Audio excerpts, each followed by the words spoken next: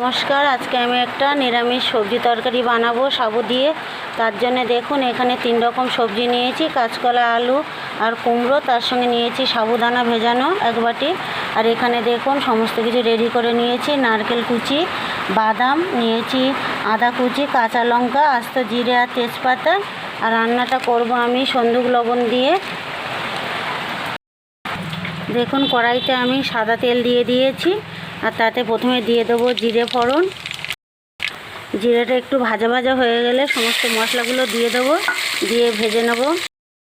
দেখুন সব কিছু ভাজা হয়ে গেছে। এবার দিয়ে দেবো সবজিগুলো, দিয়ে নাড়াচাড়া করে ঢেকে দেবো।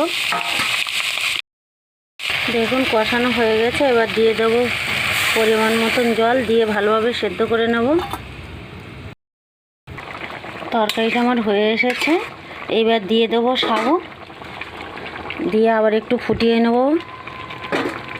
আর দিয়ে দিচ্ছি বাতাসা। আপনারা চাইলে এই সময় চিনি দেবেন, আমি বাতাসা দিলাম। দিয়ে আবার একটু ফুটিয়ে নেব। দেখুন রান্নাটা আমার হয়ে গেছে। এবার উপর থেকে একটু ঘি ছড়িয়ে দেবো, দিয়ে নামিয়ে নেব। আমার রান্নাটা কেমন হয়েছে কমেন্ট করে জানাবেন। আর এই রান্নাতে আমি কোনো হলুদ ব্যবহার করি না, কেননা উপোসের রান্না। তাই জন্য কেমন হয়েছে আমার রান্নাটা কমেন্ট করে জানাবেন।